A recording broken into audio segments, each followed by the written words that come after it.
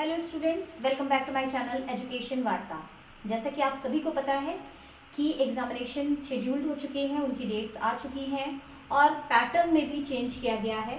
तो आज मैं बात करती हूँ CSJMU यूनिवर्सिटी यानी कानपुर यूनिवर्सिटी की छत्रपति शाहू जी महाराज यूनिवर्सिटी के उस पैटर्न की जो बीएड में चेंजेस हुए हैं उसके बारे में मैं आज बात करती हूँ। तो जैसा कि आप सभी को पता है कि बीएड का जो पहले एग्जामिनेशन होता था वो हमारा 80 मार्क्स का होता था, लेकिन अब ये एग्जामिनेशन आपका फर्स्ट सेमेस्टर का हो या थर्ड सेमेस्टर का, ये एग्जामिनेशन होगा आपका 75 मार्क्स का। तो 75 मार्क्स का आपका बीएड फर्स्ट सेमेस्टर भी है और थर्ड सेमेस्टर भी है। तो अब इस 75 मार्क्स, एक तो ये पैटर्न में चेंज हुआ कि इसका जो मार्क्स है वो चेंज हो गया, और दूसरा जो हो गया है वो है अब आपका जो एग्जामिनेशन होगा वो 2 आवर्स का ही होगा। 2 घंटे का एग्जामिनेशन था।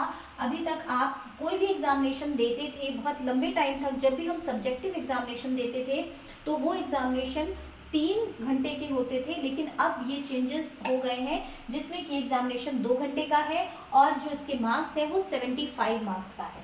अब क्वेश्चन ये उठता है कि अगर 75 का पेपर है और 2 घंटे का है तो इसमें क्वेश्चंस कैसे होंगे, इसका पैटर्न क्या होगा, मार्किंग किस तरीके से होगी, कितने क्वेश्चंस कंपलसरी होंगे, किसमें हमें चॉइस मिलेगी।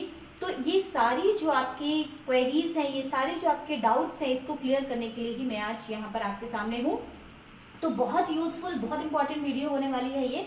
तो आपको मैं बता दूं कि ये जो भी आज मैं आपको बताने जा रही हूँ वो बीएड के फर्स्ट सेमेस्टर और थर्ड सेमेस्टर दोनों के लिए ही मैं आज आपको ये चीज़ बताने वाली हूँ कि दोनों में का पैटर्न क्या होगा एग्जामिनेशन का। और इसके साथ साथ जितने भी जो भी एग्जामिनेशन है जो 75 मार्क्स के हैं उसका पैटर्न क्या होगा। यहाँ पर सिर्फ बीएड फर्स्ट और थर्ड की ही नहीं, जितने भी जो भी एग्जामिनेशन 75, उसमें बीए भी है आपका, तो उसमें जो 75 का मार्क्स होगा वो किस तरीके से उसको दिया जाएगा, इसके बारे में हम लोग बात करेंगे।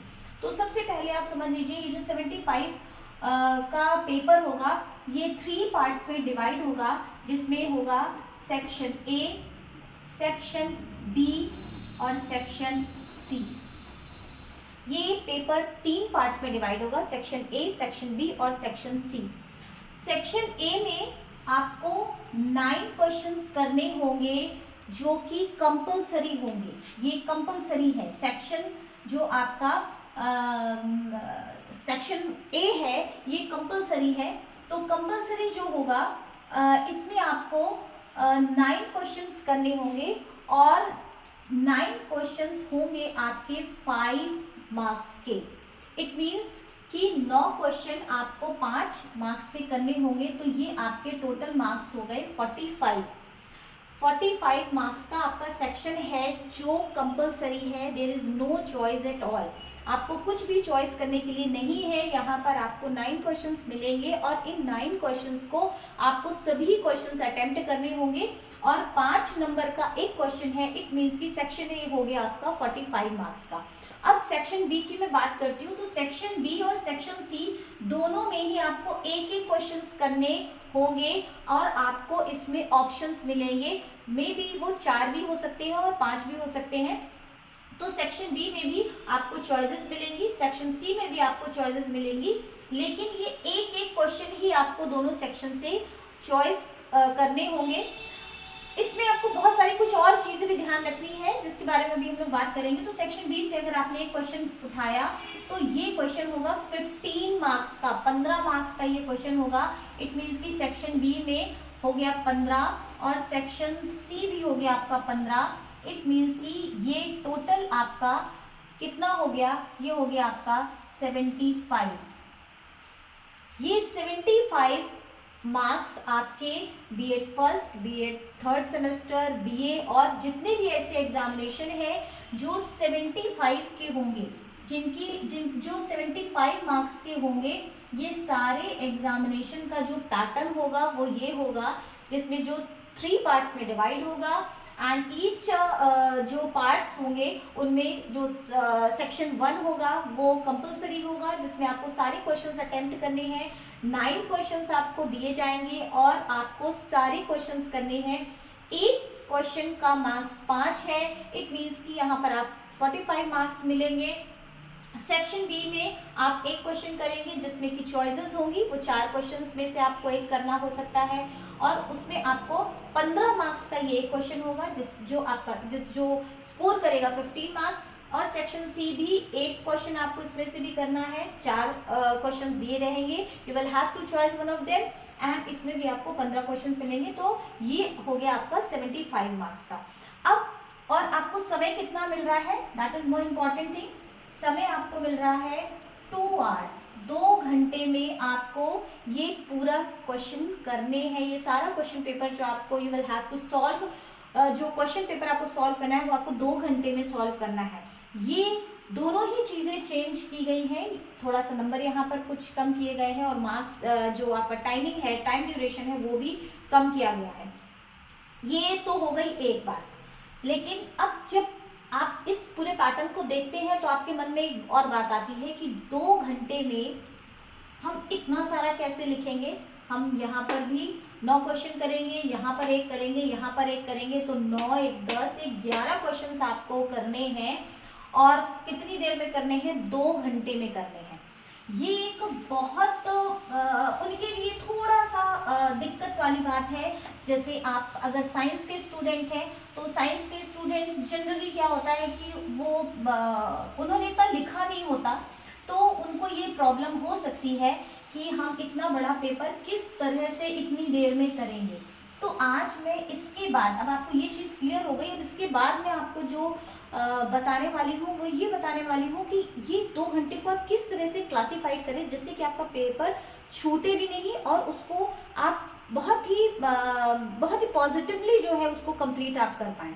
तो देखिए, अगर आप ये मानते हैं 2 घंटे का मतलब हो गया कि अगर इसको आपको मिनट्स में देखें तो ये हो गया आपके 120 मिनट्स, 120 मिनट है आपके। अब 120 मिनट में आपको 11 क्वेश्चंस करने हैं, 11 क्वेश्चंस आपको 120 मिनट में करने हैं। अब इसको आप थोड़ा सा डिवाइड करके देखिए, जब आपको सेक्शन ए है, सेक्शन ए में मैंने आपको बताया आपको 9 क्वेश्चंस करने हैं, 9 क्वेश्चंस करने हैं और सारे क्वेश्चंस कितने मार्क्स के हैं, 5 नंबर के हैं।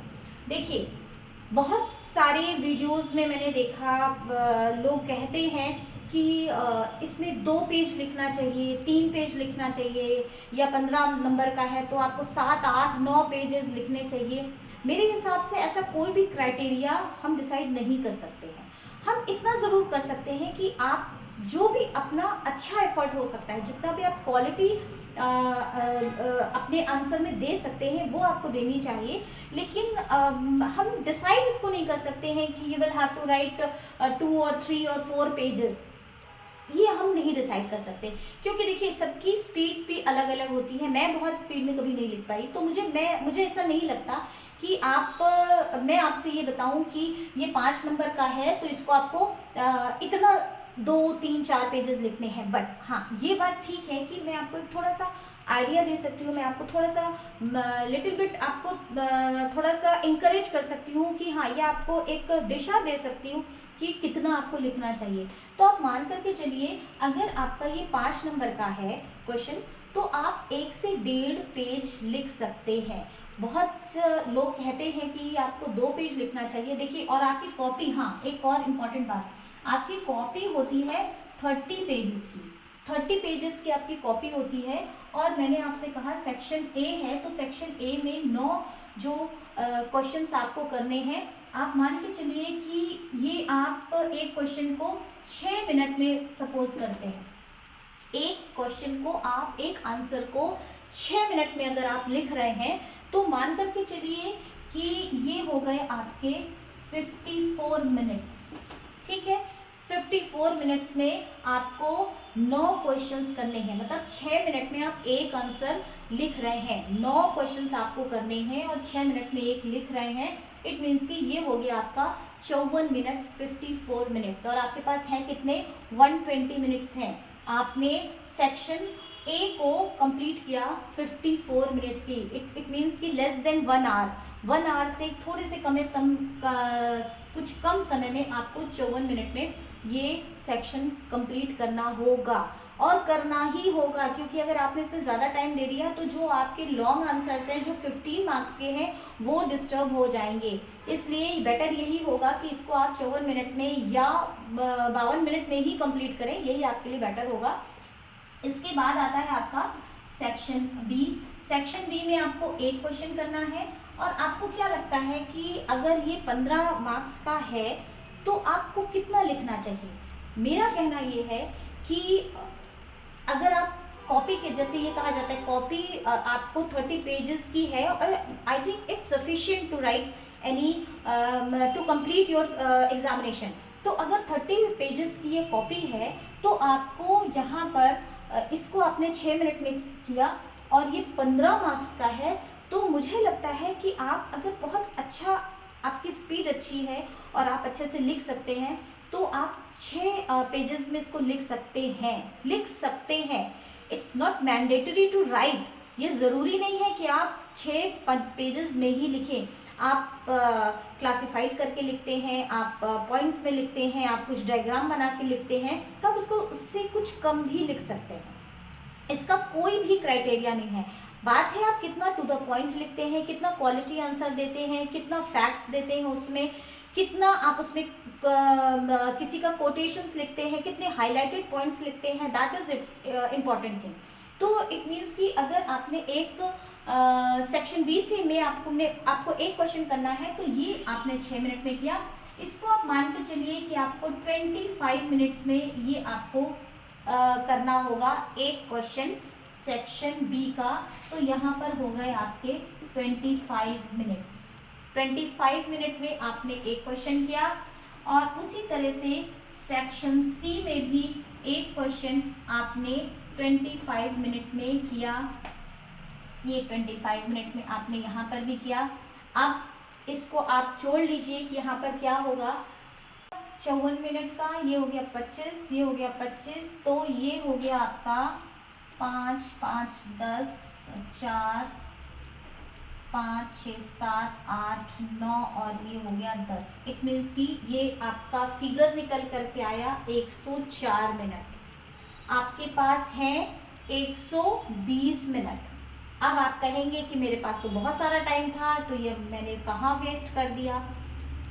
एक बात को हमेशा याद रखिए, अगर आपके पास 120 मिनट है, इट मीन्स ये बिल्कुल मत समझिए कि आपके पास 120 मिनट है, क्योंकि इस टाइम पे आपके पास कई बार रूम इन्विजिलेटर आएंगे कॉपी में साइन कराने के लिए, वेरिफिकेशन के लिए। आपको भी कॉपी फिल करनी होगी, एक बार आपको चेक करना होगा, क्वेश्चन पेपर को पढ़ना होगा, और आपको पूरी कॉपी को एक बार रीचेक भी करना होगा कि कहीं पर ऐसा कोई पॉइंट तो नहीं है जो आपसे छूट गया हो, जो आपको लिखना हो।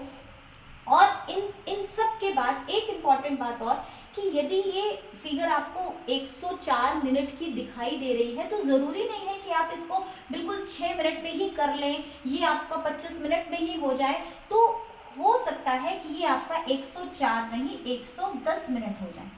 ठीक है, अब अगर ये 110 मिनट हो गया, तो आपके पास फिर भी 120 में से 10 मिनट मिलेंगे आपको ये सारे काम करने के लिए, जिसमें कि आप अपनी कॉपी फिल भी करेंगे, उसको रीचेक भी करेंगे, वेरिफिकेशन भी करेंगे, और आपके पास जब रूम इन्विजिलेटर आएंगे तो भी वो जो फॉर्मेलिटीज़ कराते हैं 1-2 बार, वो भी आप करेंगे। तो वो 10 मिनट्स आपके उसमें निकल जाएंगे। लेकिन keep this in your mind कि आपको क्वेश्चन पेपर इतने ही समय में कंप्लीट करना है। आप बिल्कुल मत सोचिए कि आपके पास 120 मिनट्स हैं, आप बिल्कुल मत सोचिए कि आपके पास 2 घंटे हैं। आप ये सोचिए कि आपके पास 2 घंटे नहीं है, उससे 15 मिनट कम रख के चलिए, 10 मिनट कम रख करके चलिए। और अब मैंने आपसे यहाँ 54 मिनट में कहा कि आप एक आंसर को 6 मिनट में लिखेंगे। ज़रूरी नहीं है कि आप 6 मिनट में लिखें, हो सकता है कोई आंसर उसका 8 मिनट में हो जाए। इधर भी ज़रूरी नहीं है कि आप 25 मिनट में लिखें, हो सकता है 28 मिनट हो जाए, इधर भी ज़रूरी नहीं है। तो इट मीन्स कि अगर आप पूरा पैटर्न को देखते हैं तो ये 110 115 भी हो सकता है। लेकिन आप अपने माइंड को सेट इसी तरह से करिए कि आपको हर एक सेक्शन में इतने इतने नंबर, इतने इतने जो मिनट्स हैं, इतना जो समय है, मुझे इतना ही देना है, इससे अधिक समय नहीं देना है। तो it's all about the pattern of your examination, कि पैटर्न क्या है, किस तरीके से आएंगे, और सबसे ज़्यादा इम्पॉर्टेंट ये कि आप उसका जो टाइम क्लासिफिकेशन, उसका जो टाइम मैनेजमेंट है वो कैसे करेंगे। देखिए बहुत बार ऐसा होता है कि लोग आपको ये बताएंगे कि आप इस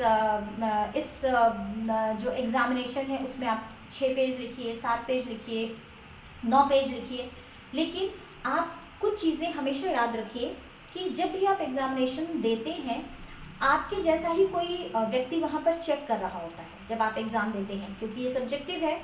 तो जब कोई चेक करता है तो कुछ चीज़ें हमेशा अपने माइंड में रखिए। नंबर 1 कि जो स्टैंडर्ड आपने पहले अपने क्वेश्चन में बनाया है वही स्टैंडर्ड आपका लास्ट क्वेश्चन तक मेंटेन रहे। होता क्या है कि जब आप पहला क्वेश्चन देते हैं तब तो आप अपना पूरा एफर्ट लगा देते हैं और आपको सारी चीज़ें याद भी रहती हैं, आपको अच्छा लगता है, तो आप उसी क्वेश्चन को पूरा तरीके से करते चले जाते हैं। लेकिन जब आप लास्ट क्वेश्चन तक पहुंचते हैं तो हो सकता है वो 15 मार्क्स का क्वेश्चन हो और आपने उसको 2 ही पेजेस में समेट दिया। इसलिए ये बहुत इंपॉर्टेंट हो जाता है कि जो स्टैंडर्ड आपने पहले क्वेश्चन में रखा वही स्टैंडर्ड आप लास्ट 15 मार्क्स के क्वेश्चन में भी रखेंगे।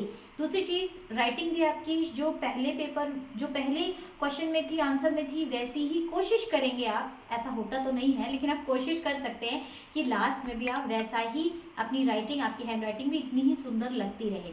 तीसरी बहुत इंपॉर्टेंट बात कि जब भी आप डेफिनेशन लिखिए, डेफिनेशन को लिखने के बाद पहली चीज़ तो 1 या 2 डेफिनेशन जो है वो सफिशिएंट होती हैं। आप बहुत बार ऐसा होता है स्टूडेंट जो है 2, 3, 4 डेफिनेशंस लिख देते हैं, इसका कोई मतलब नहीं होता, कोई मीनिंग नहीं होता। तो आप 1 या 2 डेफिनेशंस लिखें और डेफिनेशंस लिखने के बाद आप उसके बारे में you will have to describe about it. आपको थोड़ा सा डेफिनेशन को डिस्क्राइब भी करना चाहिए। डेफिनेशन लिख के ऐसे ही छोड़ नहीं देना है, it's not the correct way to write definitions. तो इस बात को भी बहुत इंपॉर्टेंट अपने अच्छे से दिमाग में रखें। इसके बाद आप कितना पॉइंट टू पॉइंट लिखते हैं ये भी बहुत इंपॉर्टेंट होता है। कई बार आप कहानी लिख देते हैं, कथाएं लिख देते हैं, आपको जो भी समझ में आ रहा है, आपको आंसर नहीं आता तो दुनिया भर की जो बातें आपको समझ में आ रही है आप वो सारी चीज़ें लिख देते हैं। तो इससे प्लीज़ बचिएगा, पैटर्न चेंज हो चुका है। और एक बहुत बड़ा मिथ है कि एग्जामिनर पढ़ते नहीं हैं, तो इससे भी थोड़ा सा बाहर आ जाइएगा। टाइम बहुत चेंज हो चुका है, पैटर्न चेंज हो चुके हैं, एग्जामिनर्स भी चेंज हो चुके हैं। तो इस बात का भी अपने दिमाग में रखिएगा। ऐसा मत सोचिए कि कोई नहीं पढ़ता है, इसलिए आप अपना अच्छा क्वालिटी जो है आंसर लिखने में अपना एफर्ट दें, यही आपके लिए अच्छा होगा। और बहुत ज़रूरी एक बात होती है कि आप एक बात जब अपनी कंप्लीट करें तो उसको एक पैरा में करें और उसके बाद सेकंड पैरा स्टार्ट करें। कोई एक विचार जो आप लिख रहे हैं, कोई एक थॉट जो आप लिख रहे हैं वो एक पैरा में करें, सेकंड जो आपका थॉट है वो आपका सेकंड पैरा में हो। मतलब वो एक बार में देखने में ही समझ में आना चाहिए कि ये आपने इस पैरे में आपने ये बात लिखी है और सेकंड पैरे में आपने किसी दूसरी चीज़ के बारे में डिस्कस किया है।